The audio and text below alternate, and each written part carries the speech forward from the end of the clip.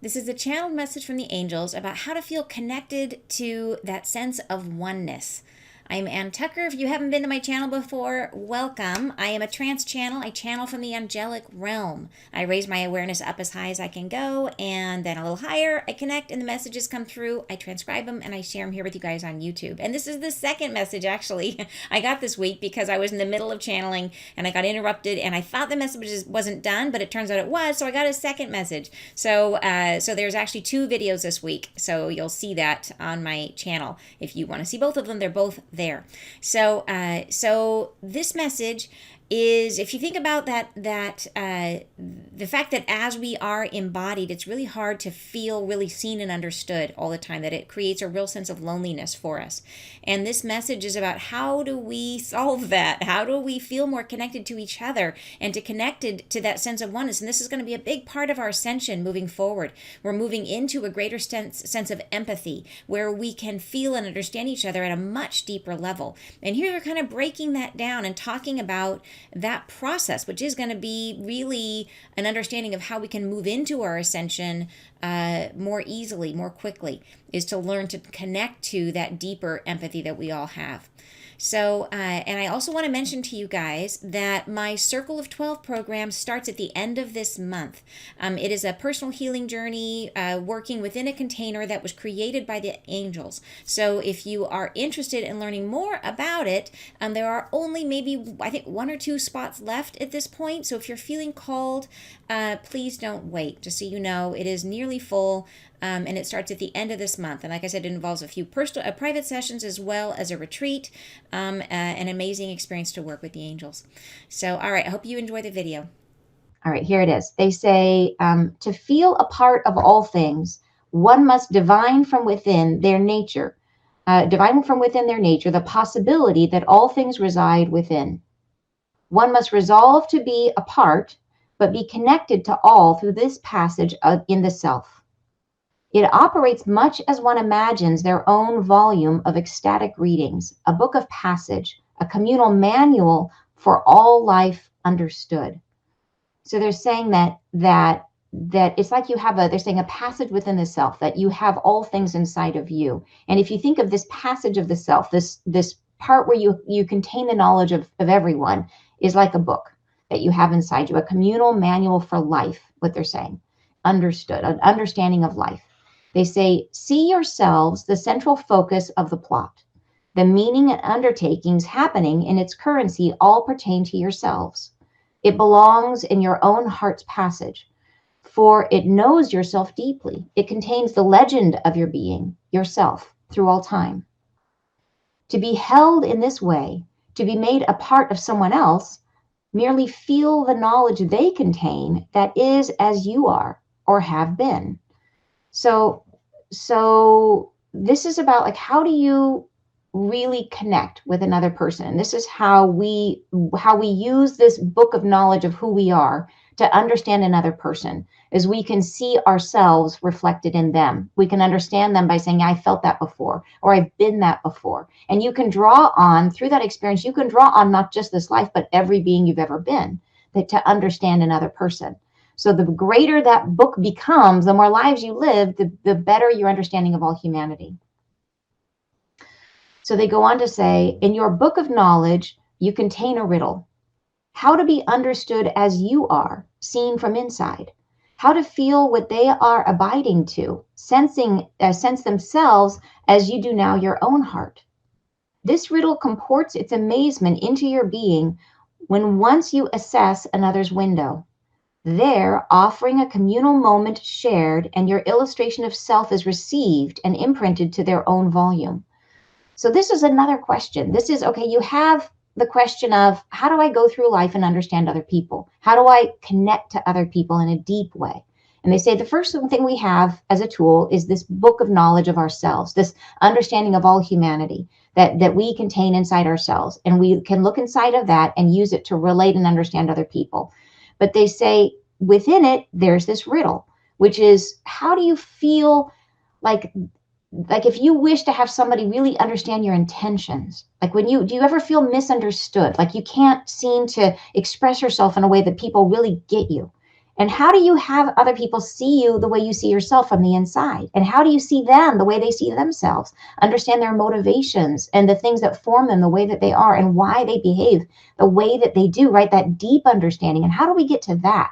That's like that real empathy that they're saying that we're all trying to drive towards, this idea of really an empathic understanding of each other where we're not seeing things through our own filter. They're saying, okay, that they said this riddle, how do we get to that? Comports its amazement into your being once you access another's window. They're offering a communal moment shared, and your illustration of self is received and imprinted to their own volume. So it's like maybe you've had these flashes, these moments where you've had that experience where someone has just really gotten you all of a sudden, like they really got what you were trying to say, really understood where you were coming from, right? Like the depth of understanding. And they go on in the next paragraph and they say, you have experienced this before. You know it well. Not too common, we would offer, but all the same, you know its passage in this frame. So in this lifetime, when you've been incarnate, you have experienced this before, where someone has really gotten you, even just for an instant. They say, we understand the distance that exists, but knowledge bound you seem to be. Understanding limits thee, and all who dwell within your heart can feel this. So they're saying that in terms of getting to that, into that really empathic understanding of each other, that our being in our head and our knowledge and being in the book of ourselves can limit it, and they say anybody who's in the heart can feel this limitation. They go on to say, we seek to expand this volume you cherish, to make it known. Your destiny reveals a hand unplayed by many. The hand of time keeps you marching well to its tune of constant beat, too engrossed to feel what is breathed. But your happening form, your existence within, is beating a stronger tone, keen to be revealed. This we take on. A majesty does surface in your being. So they're saying that how do you feel really, really known? They say they wish to expand it. This volume that you're carrying, this whole sense of self, this who you are, they want to expand it. They want to help us to make it known, to help us really understand each other. And they say your destiny reveals a hand unplayed by many. So this is where we're headed. Our destiny is to get to this place of true empathic understanding of one another. But at the moment, it's unplayed by many. Like lots of people, very few people have had access to this level of understanding of each other. And they're saying the hand of time keeps you marching well to its tune of constant beat, too engrossed to feel what is breathed. So that just like the circulation of our daily life, all the things that we have to do, the time that marches on, like all the places we have to be and do, it keeps us from connecting to that empathy that we have inside of us. I know you guys, many of you are deeply empathic. So you have much more access to this, but for people in general, and even for the true empaths of the world, there's a lot of times where you might feel caught up in life and not access that part of yourself. They say, but your happening form, your existence within, so this deeper part of yourself is beating a stronger tone, keen to be revealed. This we take on. So the angels are helping us with this to help us bring this out. They say, a majesty does surface in your being. And you're saying, I totally know this finding, a brief moment of being understood and seen. And it's magic, right? I think those are some of the best moments. Like if you think through life, like the most meaningful moments is when you're able to find that. And you're saying, are empaths feeling this first? Yes, for sure. I mean, I think that, yes, like we're all trying to get to a place of deeper empathy. Yeah, for sure. It goes on to say, beneath the tome, a tome is like another word for like a massive book. Beneath the tome of your existence lies the breath of your being, and understood you can be in but a moment, all felt underneath all, sensed as you are, understood in the hardest part of your soul self. Your awakening does hasten as you manage to reveal this tender youth, this emptying force that plummets and plunders underneath the weary vision of your tome. It gives no breath, and scattered, unformed it is, all immense and of purpose, and yet formless. So beautiful description of what I would describe as like our emotion self, like our emotion body, our inner, what we feel, that inner soul spirit, right? They're saying, okay, so let's go back through the paragraph. They say, understood you can be. So beneath the tome of your existence, so underneath this sort of knowledge of all the things we've been in, our understanding of humanity, our knowledge of what it is to be a person, underneath all of that lies the breath of your being, your soul. And they're saying, and understood you can be in but a moment. So this idea that we have to communicate all the things that we are with our limited vocabulary, and all the frustrations we feel, the isolation that we feel because we are trying to communicate it through our normal channels of communication. They say, skip all that. You can express all of this in a moment like that. Senses you are understood in the hardest part of your soul self. And they say that your awakening does hasten as you manage to reveal this tender youth. So this is the more that this part of yourself, this underneath part, is able to come to the surface, it's like it's hastening your awakening. So this is that awakening of allowing this part of yourself to surface, this part that feels in the moment, that isn't stuck in the understanding and the processing, but feels and processes things as they evolve, lets them move through you. That is your perceptive emotion, right? And they go on to say, this emptying force that plummets and plunders underneath the weary vision of your tome. So think about emotion does, like it does. I love that description. It does plummet and plunder. Like when you feel stuff, when you allow yourself to move through it, it feels a lot to me like being plummeting and plundering. Like it can be, and then you move through it, and then you're like, oh, I feel great again. Underneath this weary vision of your tome. So it's like you've got this mental self that's trying to kind of hold everything together, and your emotions are like, woo, underneath. And after a while, your mental self is like, I'm exhausted trying to hold this all together. They say it gives no breath, and scattered, unformed it is. So this part of yourself is not solid. It's not in physical form. It's your soul. It's your spirit. And they say all immense and of purpose and yet formless. So it is real. It is, like I said, intense, immense, of purpose and yet formless. And they go on to say, just a moment, a passage of yourself. And in this tune, this instant, as one cell reveals all that lies dormant, waiting to express, so does the instant moment of this reflection. Your greatest surprise in what lies underneath, the tone. It aids, it assists. Be weathered by its nature. Let it reflect you once, each life encompassed within. So they're saying that here they're getting back to this idea that it's a moment, it's being present in the moment. A passage in one moment can be a whole comprehension of yourself in a flash. And I've heard this talked about how when you're on the astral and you encounter other people, it is a flash. In an instant you understand everything about another soul when you're on the astral. And that's the same that can happen here if we encounter each other at this level. A passage of yourself, and in this tune, this instant, as one cell. So like a cell in your body has the DNA for exactly your whole body. Like one cell contains the puzzle of everything. So in the same way that one cell reveals that all that lies dormant, waiting to express, so that your actual physical cell does, they're saying in the same way, so does the instant moment of this reflection. So in a moment of time also contains all that you are, this of your soul self, right? Your greatest surprise is so the surprise that comes is the tone, is what is contained in this. So here's the surprise that's within, getting in touch with this aspect of yourself. It helps you, is what they're saying. It aids, it assists. They say be weathered by its nature. So let it move through you. Let it be the tempest that moves through you. They say let it reflect you once, and each life encompassed within. So in other words, just let it move through you. But it helps you when it does. That when you let emotions pass through you, it actually helps you. And that's the surprise, that we sometimes resist it, we fear it, but they're saying the surprise within it is that no, it actually letting things move through you is a huge benefit to yourself. They say next paragraph, it marches to the tune, the drum of this eternal clock, but offering that heart that lies in center focus, one place of hereditary opposite, of entreaty with yourself, of understanding your beginning. I have to explain that one. Sorting your constriction and making off with the wonder you express. It is all happening underneath. So this took me a while, especially as in trying to get back into my headspace.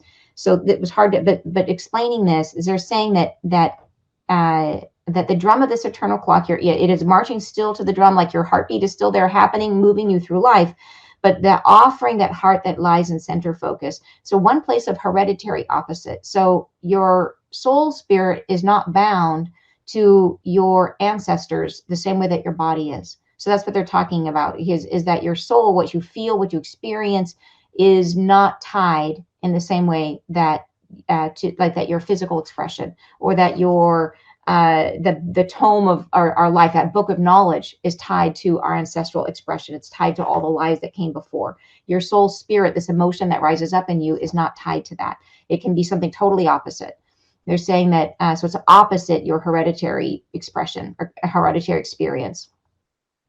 And they go on to say of entreaty with yourself, that it's a relationship to yourself, this relationship of trying to negotiate its own expression, right? And understanding your beginning, understanding exactly what you were formed of, your own individual spark as a soul. Let it. They go on to say, where am I? Sorting your constriction. So sorting your constriction is like helping you to work through all the ways in which we limit ourselves, all the ways in which we constrict our emotional expression, where we hold that. So sorting your constriction, trying to get past the ways that we constrict our emotions, and making off with the wonder you express. So you can almost imagine your soul is in there saying, okay, I'm going to get out there. I'm finding this little constriction. I'm going to find a way out it, and making off with the wonder you express, like letting it out. You know, those moments where you lose control and you're like, I'm just going to say what I feel. There it is, your soul erupting. It is all happening underneath. They're saying all this activity is happening, even if you got a lid on it, it's all happening underneath. This great conundrum of your reality is to expose this underneath, the dormant self, the rising being you would deny and conform and make shift. But herein your truth lies. The instant, the moment of your breath, it is a passing without time, with expression that beats all purpose, that makes a mark enduring, for it exists outside of existence. It makes a life, for it lives beyond this one. It calculates no meaning. It restores you to yourself, to be felt, to be understood, to harmonize with eternal life of all things. You are this. So there you go. So it exists outside of existence. This is your soul they're talking about. It makes a life, or it lives beyond this one. So all the stuff that we think is important that we're leaving behind, this soul is the thing that comes. It calculates no meaning. So it doesn't analyze. It doesn't try to compare or understand in contrast with another thing. It doesn't calculate the meaning. It just experiences. It feels. And by doing that, it restores you to yourself, to be felt, to be understood, to harmonize with eternal life of all things. So this is really like, if you say, okay, how do I feel connected? How do I feel connected to other people? We have it on two levels. We have the level of this book of knowledge of ourselves, where we can use this to understand each other. But then that's a lot of work. It's heavy lifting.